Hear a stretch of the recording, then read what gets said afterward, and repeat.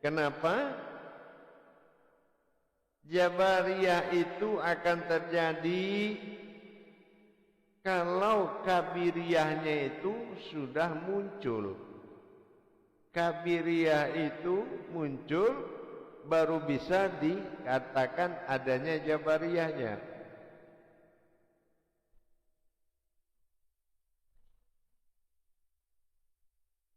Kalau kaji ini jatuh kepada sifat ahad, maka tajalli Allah, tajalli Tuhan kepada iman dinamakan Allah, ini melahirkan lebih dari satu. Nah, sebelum dia menjadi tajalli, ya, dari wahid kepada ahad. Au tergolong ahad, ya, sementara hu tergolong wahid, gitu. Penjangkauan makna daripada hakikat itu adalah hakiki yang disebut peristiwa.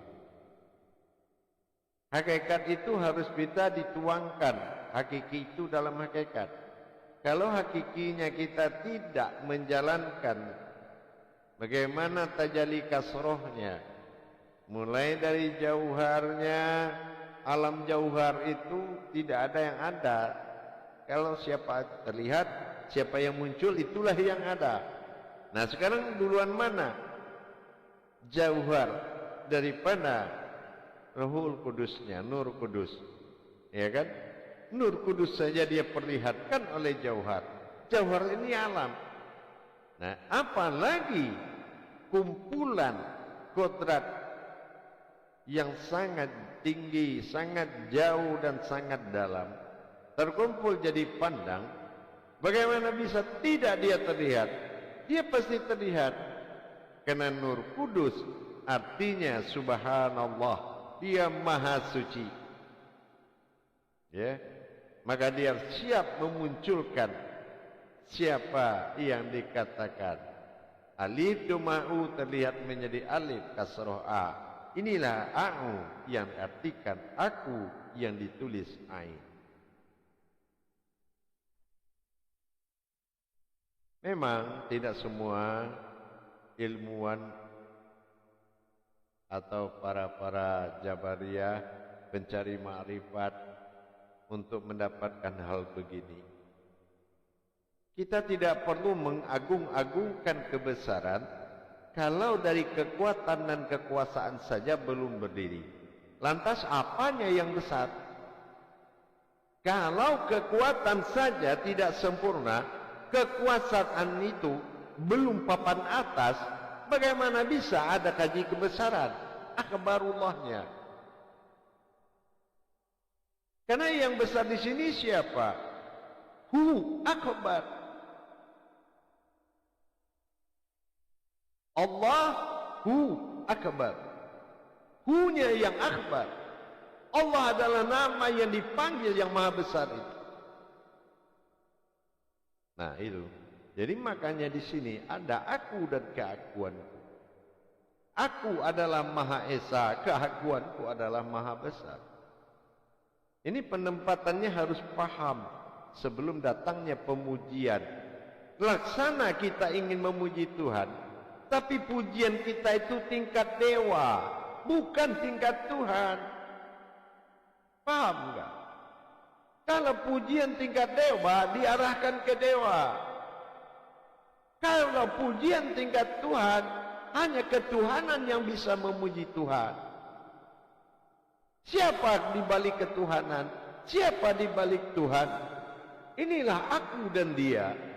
Ini adalah umat dan Tuhan.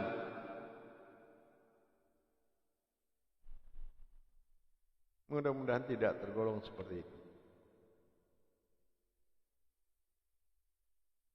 Nah, kalau kita sudah bisa memahami bagaimana perjalanan tajalli sirullah yang akan menjadi agung-agungan bagi yang mengagungkan, menjadi hinaan bagi yang patah semangat, patah hati.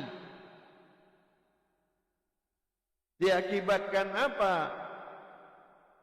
Dia melihat pohon itu tinggi, tapi tidak, ternyata pohon itu menyediakan tempat untuk dipanjat, tapi dia sibuk mengukur dirinya yang rendah dengan alasan pohon tinggi.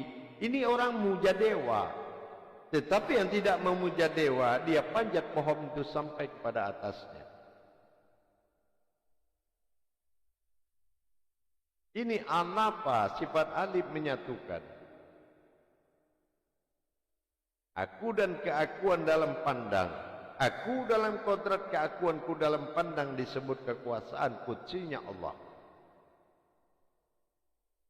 Sangat memiliki makna yang sangat luas.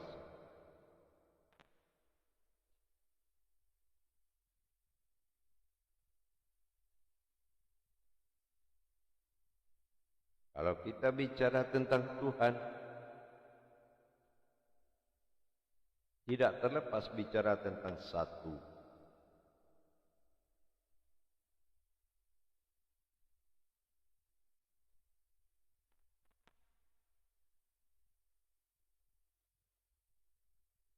Jamaah yang dirahmati Allah.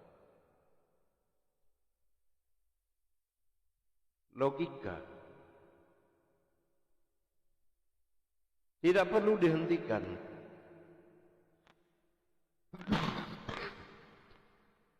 Tidak perlu. Jalankan logikamu.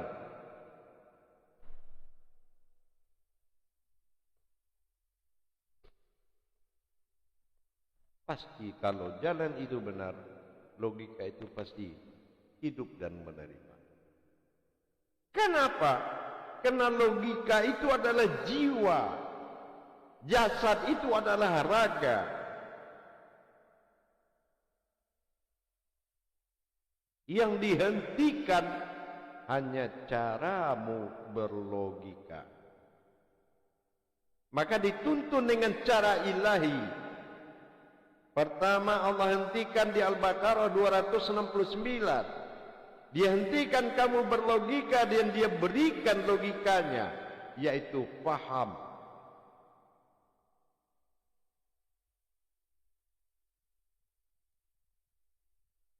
Apa itu tidak diberikan logika? Hikmah namanya.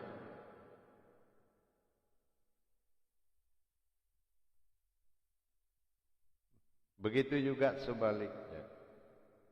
Antara aku pada dia, aku pada aku, ini adalah kekuatan dan kekuasaan.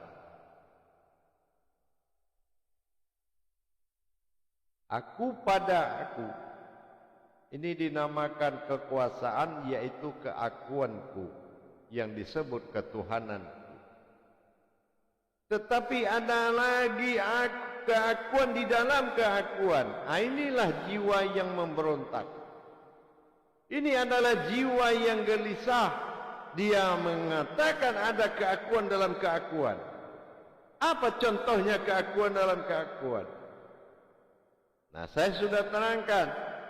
Dia dirikan ibadah, dia berzikir, dia sholat, dia beriman, dia bertakwa, dan dia bermakrifat sampai kepada Tuhan. Dan dia tetap gelisah. Kenapa dia gelisah? Karena adanya yang dia kerjakan itu tidak nyata. Kenapa tidak nyata? Karena yang empat itu menjadi pesuruh oleh keakuan dirinya. Buktinya apa? Aku ingin berzikir, aku ingin sholat, aku ingin bertakwa, aku ingin bermakrifat. Kalau aku tidak ingin, aku tidur. Nah, ini yang dikatakan keakuan. Nantilah setelah aku sehat. Nah, itu keakuan. Nantilah kalau ekonomiku sudah bagus. Nah, itu keakuan.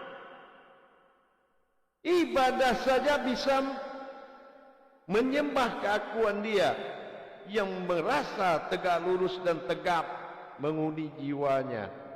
Nah, ini kan sudah tidak bisa diterima. Diberikan Allah oleh cobaan kepadanya, dia merasa menerima cobaan. Kenapa? Karena keakuannya tadi. Tapi kalau dia menerima cobaan yang tidak ada lagi keakuannya, bahasanya akan beda. Ya Tuhan, ya Allah, pelajaran apa lagi yang Engkau datangkan? Aku sudah ikhlas untuk belajar tentang itu. Bukan musibah. Nah, inilah membuktikan seseorang tetap mengalami hidup gelisah karena keakuannya telah menjadikan ibadah, amaliyah, zikir menjadi fasilitas keakuannya. Menjadi guru ngaji, menjadi ulama, keakuannya itu sudah merajalela kemana-mana.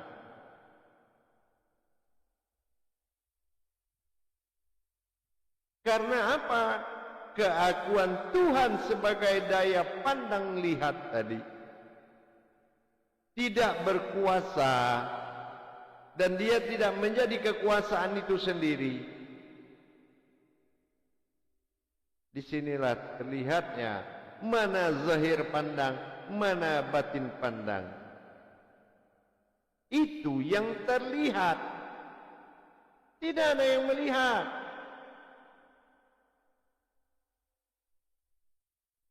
Terlihat, tidak ada yang melihat, dan tidak ada juga yang dilihat. Kalau terlihat itu artinya penampakan sesaat yang harus dia hormati dan dia cintai.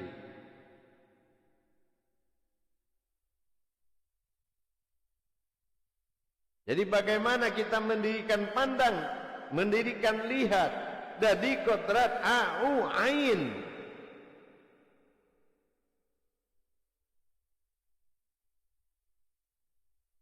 Bagaimana kita mendirikan mustikanya? Tidak mungkin ada aja pandang, tidak mungkin ada aja melihat.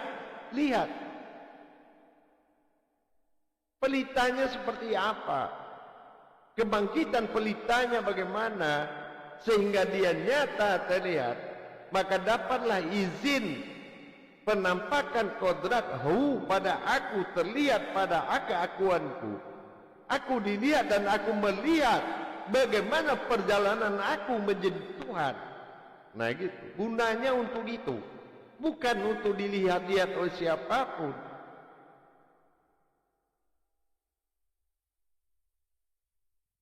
Kita harus sampai pemahaman ke situ. Kita contohkan di saat kita lahir ke muka bumi ini sebagai keumatan.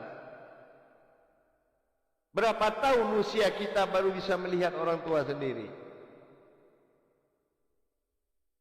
Betul enggak? Butuh sekian tahun.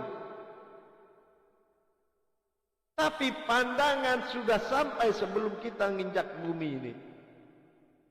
Bahwa kan Rahim yang menunggu. Seumpama Tuhan, alam misal disebut Bapa yang menunggu sudah kita ketahui. Dalam menyambut kedatangan ilahi, kenyataan hidup bagi Tuhan ilahinas.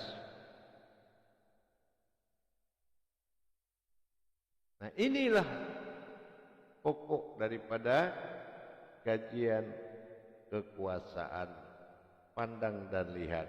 Bukan siapa yang memandang, bukan siapa yang melihat, itu salah. Itu pemahaman logika yang tidak pantas diucapkan dalam ketuhanan. Kalau ada yang dipandang oleh ketuhanan, berarti ada Tuhan lain. Kalau ada yang dilihat oleh Tuhan, berarti ada Tuhan lain. Betul enggak?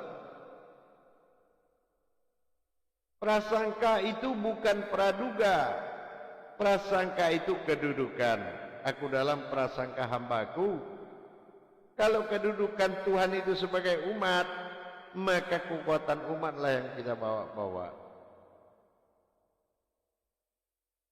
Nah, jadi dalam pelajaran terhadap pandang dan lihat, bukan siapa mandang, siapa yang